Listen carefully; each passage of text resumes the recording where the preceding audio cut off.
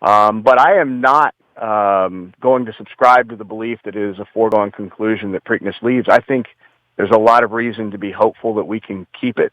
Well, let's go Certainly the through all of history. that because Sure. from the very beginning. First off, you've forgotten more about this than I know. I only know the surface. I know the lies I've been told. I know, and the thing I've talked about all week, just kicking the can down the curb, right? Like to me, that's what it feels like to me. It feels like 30 years of doing radio. I go back and I hear these conversations I had with Bob Ehrlich when he was running for governor, then he became governor, then he was hitting his head about the slots. And, here we are 17 years later, and it feels like there are plenty of people in the state that are ready to walk away from Baltimore, and this is why I'm doing Baltimore Positive, and you know this, Bill, that it feels like it's us against them sometimes in the city, where I hear the people in Harford County, Pasadena, Westminster, oh, I'm never coming back to the city again. Well, yes, you are, and we're going to make the city a place that you want to come back to because that's what we're going to have to do to make the whole state work. But this notion that, like, Laurel's just going to borrow the Preakness and take it as though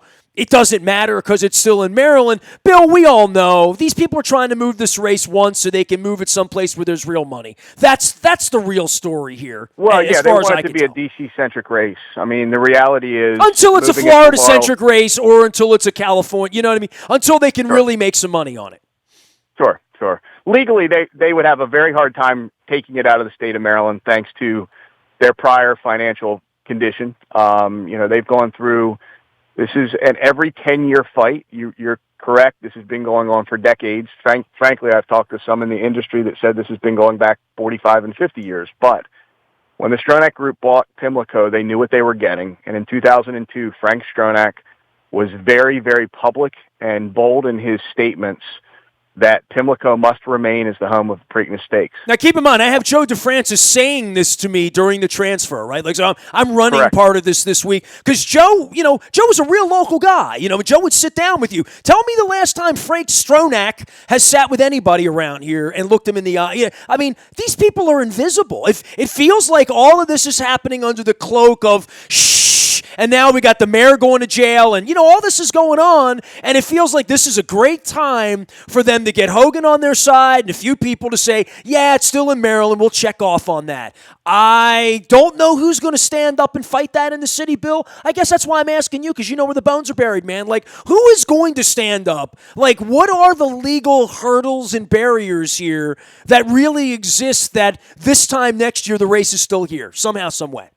Well, for the Stronach Group, unfortunately for them, I have not given up this fight, even though I stepped down at BDC. The city has asked me to keep it up, and I will be doing so. So I'm still fully engaged in this. What is the fight? What project. legally holds them to Old Hilltop at this point? Like, why is it there this week, as an example? Well, there's several different legal mechanisms. One, most notably, there is a state law that was passed after the Colts left Baltimore that requires the Preakness Stakes to be held in Baltimore. Doesn't say Pimlico, but the law says the Preakness Stakes must be held in Baltimore.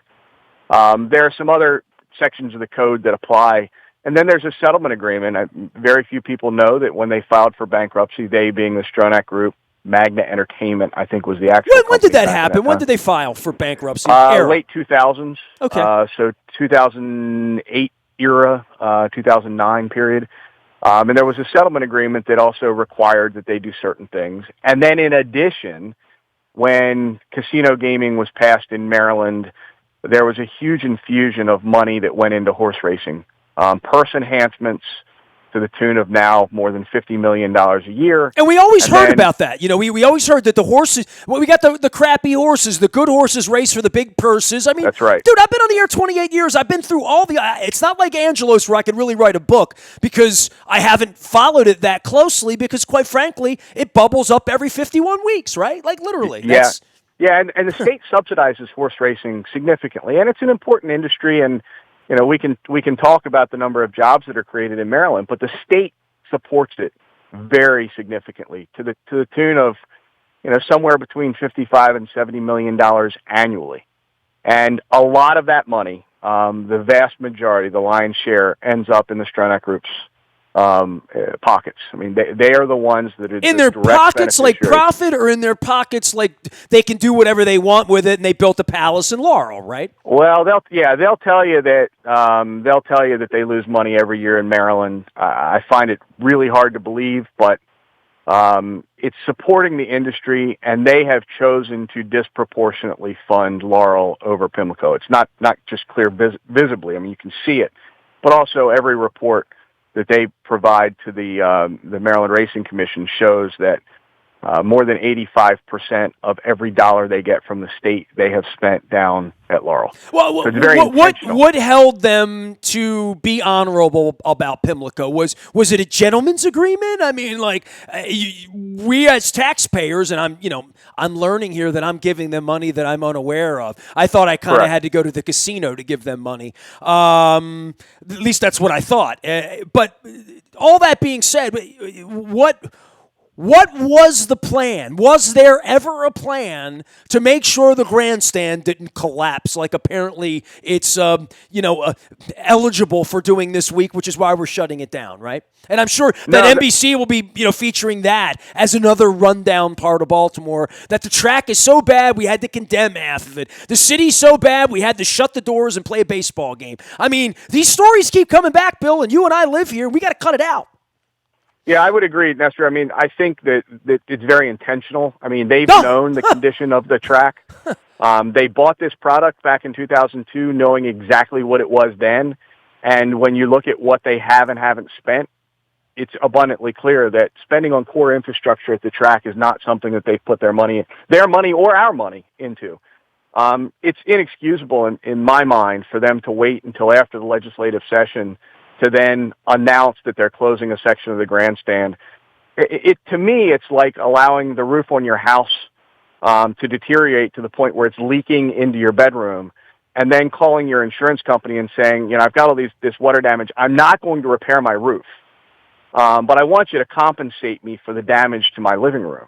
I mean, I don't know what to say, man. Like on a daily basis, bad faith, right? Bad faith is probably what we're talking about here. Bad spirit, whatever. That every 51 weeks, they go back to Pimlico too. And in their deep, darkest recesses, they're moving the damn race. In their mind, it's very clear they're dug in that they want to and believe they can and will at some point steamroll the politicians, do whatever they need to do to get the race to Laurel. And then it's very obvious if they can get the race to Laurel and there's a bigger, better deal somewhere else, they could do that too. So at what point does breaking the law here, and I ask this every time the kids on the dirt bikes go by our homes on Sunday, and every time a squeegee boys come up and, 5 people are on my windshield at a red light, which doesn't happen anywhere else in the world, by the way, that I ask, like, at what point is someone accountable to all of this? And I guess that's what I'm going to be asking the next 16 months here as we try to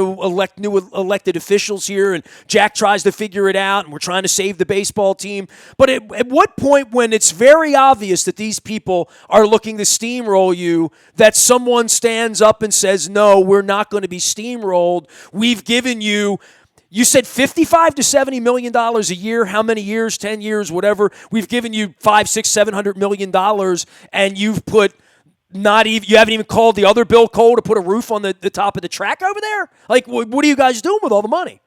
Yeah, I couldn't agree with you more. I think the answer, of course, is that the legislature stopped it this year. There is a law that remains on the books. The city filed a lawsuit during the legislative session and has not withdrawn that lawsuit despite repeated requests from the Jockey Club to do so, because the city feels very strongly that we have a legal position that is very strong, that race belongs in Baltimore, and they're going to continue to fight in court to ensure that the Stronach Group doesn't take that very important, we believe, public asset and take it down to Laurel. And I won't disagree with you. I'm sure they have broader visions than just taking it to Laurel. It's very frustrating, though, when you actually look at the conditions of Pimlico and recognize that you have a piece of private property that has been owned by the same company now for 17 plus years. And they're acting as if the only way they will ever fix that up is if they get taxpayer subsidies to do so. And I can't think of any other situation where we have allowed something to go this far in that regard. The city will continue to fight, at least on the lawsuit side. The city will continue that fight. And we need to hope that the legislature continues to do what it did this last session and tell this group of Canadian billionaires no. Bill Cole is here. He's the other Bill Cole, not the Cole Roofing Bill Cole, the Bill Cole from Baltimore Development Corporation, as well as my one-time councilman around here. Why do you love Baltimore, Bill? Give everybody a little bit of background for you. I mean, I'm Baltimore positive, and you know, my vision is to fix the city, right? Like, there's no, Sure. I live here, you live here. My last thought, you've known me 20 years, would be to get involved in politics and all this. But I just want to tell you a little story. I want to tell the listeners a little story, right? Like, my wife had cancer in 14, and she survives over at Hopkins, and in the spring of 2015, she got well enough that we could go away for a couple of days. Her hair was coming back. Her body was still, she couldn't be in the sun or anything. But we went away for a couple of days. And on our way back, we put the iPad on the flight back into America. We were down at the islands, and we came back. And my wife said, you better put this on. And it was Monday afternoon after the Orioles game that weekend. It was the Monday night of the unrest, as they would say. And I looked out the window, and I saw a fireball, and you know where I live. I saw a fireball in northern Pennsylvania. Then I saw the other fireball on the east side that went up into the sky, and I took pictures, and I said, what's going on to our city? And I turned to my wife and said, it's never going to be the same around here. Getting conventions, restaurants, a lot of people are going to lose what they have. And now 4.5 years later, after these idiots played a baseball game and led the news with that, and now we're 28 months out on a baseball lease. My condo is the most beautiful condo in the city. I'm biased. I can't sell it. People don't want to move to the city. People don't want to visit the city. Now we're talking about losing the race. We're going to be talking about the baseball team. But I was a real coward in the aftermath of that, Bill. After that, I said, let those folks over there sort that out, and let Mosby and let Stephanie and let Bill Cole and let the people that are involved in the city, let the police, let them figure this all out. They'll work it out. They've always worked it out before. We'll be fine. 4 years later, I'm rolling my sleeves up. You're rolling your sleeves up. You've had your sleeves rolled up. But, this is... I live down here, you live down here, we've seen the situation here, and it's time for me to say I can't be talking about a last-place baseball team all summer when we have bigger issues around here. So I've decided to take on the bigger issues and talk to people like you. What should people know about Baltimore? You from the inside out and where you are right now in trying to fix the city. Do you still feel like it's salvageable?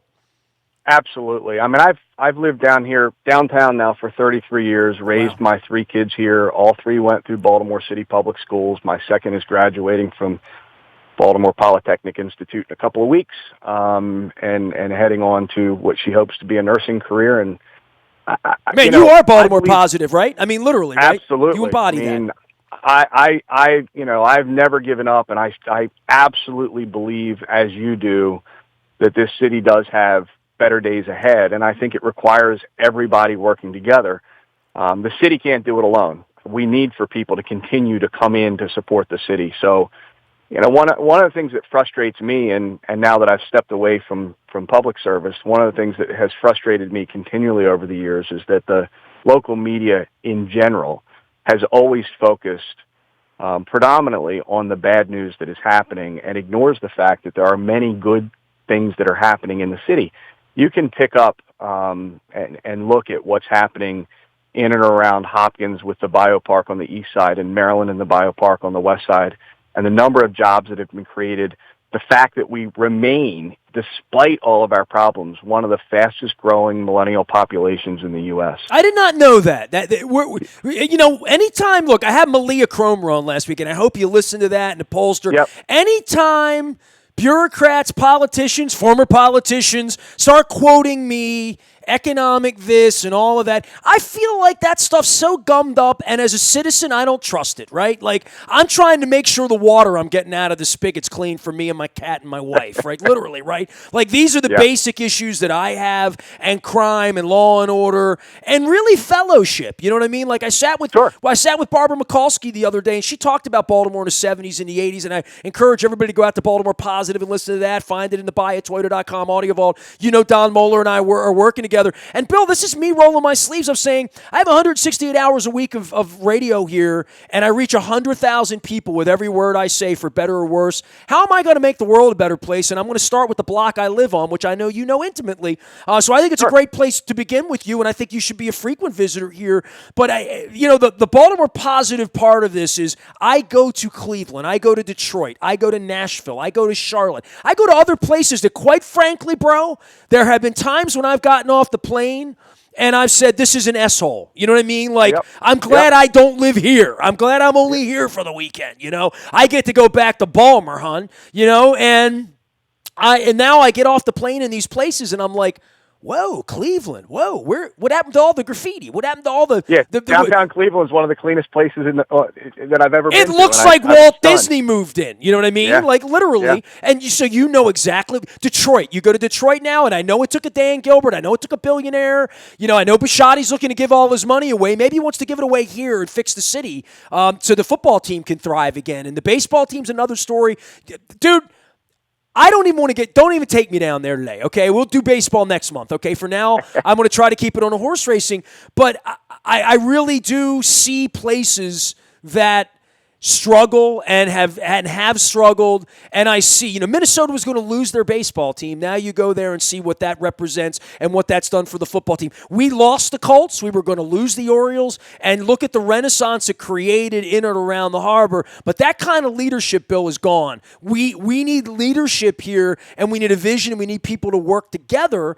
And I think this Preakness thing, this is a great example of something that we have as a community. We've allowed it to deteriorate based on what I've seen at the Kentucky Derby the last 30 years, where we should have been giving kids off from school on that Friday. We should have been having a festival here. We should have been shutting everything down around it. Remember when we were younger, the Preakness was a 2-week celebration, and you had the balloon race, and you had Pee Wee Preakness in Federal Hill Park, and you had Water Street crab races, a block party every single night, and there were events all around the community.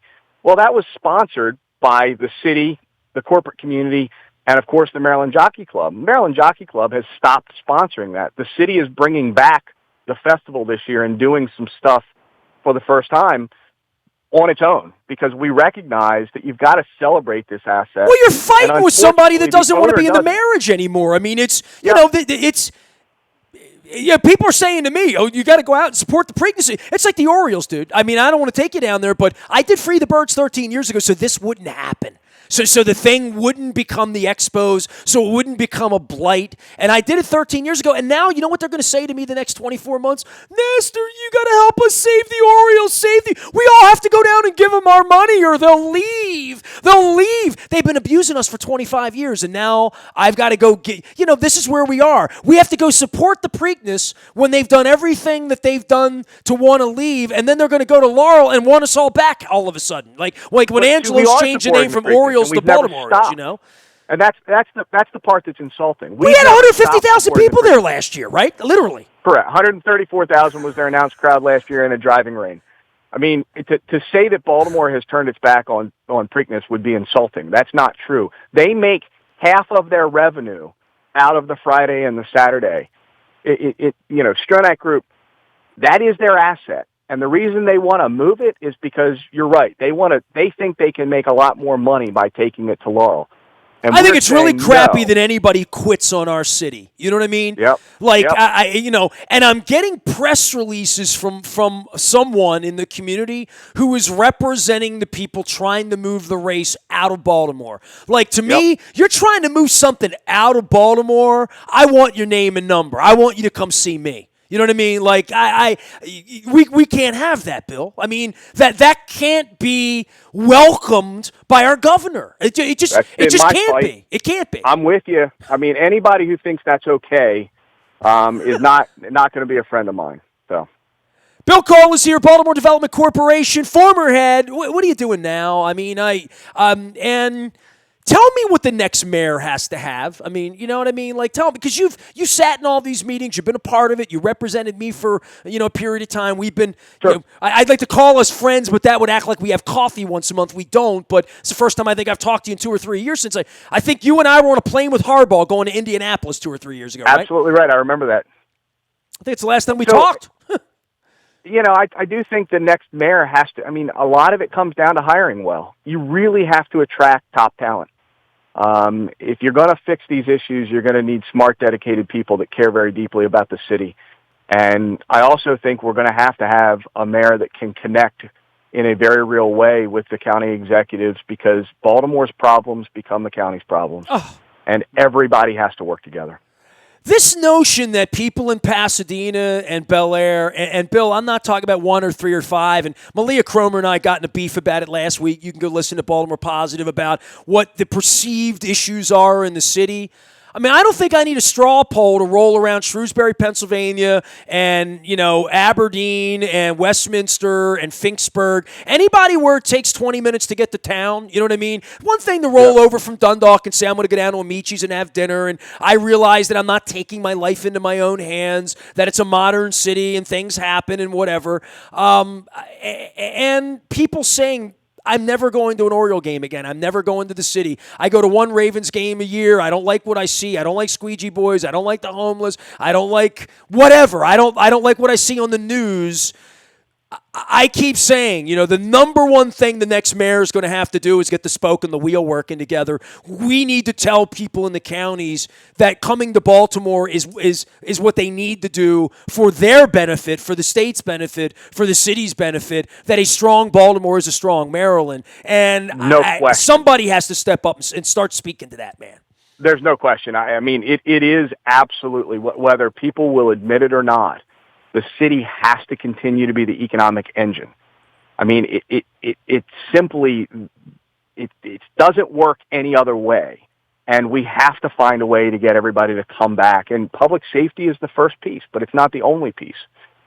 People need to feel like they're getting a value when they come to the city. They need to be able to go to a Orioles game or a Ravens game and enjoy themselves, and be able to walk and have dinner before or after, or maybe go, wander through one of our cool neighborhoods, spend some time in Hamden or Remington, where you've got stuff happening. And, we often talk about the waterfront, but as you know, there's so many really cool neighborhoods where things are happening here. We need to be able to convince those people that are 25 miles to 50 miles out that Baltimore is where they need to come, because the reality is, it's going to benefit the state's economy in the long run, and it's going to protect those communities financially if we make certain that we invest in Baltimore. All right, man, I'll let you go with this because I know your time is short. We'll visit again, okay? Please don't be a stranger Nestor. Here, okay? See you soon. Let's save the Preakness. Bill Cole, the other Bill Cole from the Baltimore Development Corp, former councilman of mine, and a general do-gooder. And I guess when I dreamed up Baltimore Positive, it's people like Bill Cole, literally. People that are Baltimore Positive every day of their lives and have worked for decades, like we all have here, to make our city a better place. So I'm working on that. That's why I'm Baltimore Positive. You can find me anytime, anywhere, nasty at WNST.net, Facebook, Twitter, LinkedIn, Snapchat, Instagram. I'm a very available individual.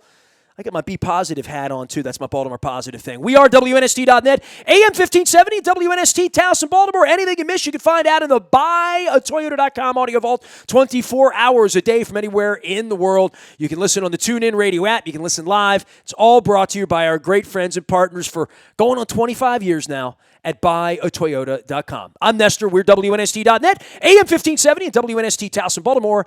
And we're never going to stop being Baltimore Positive.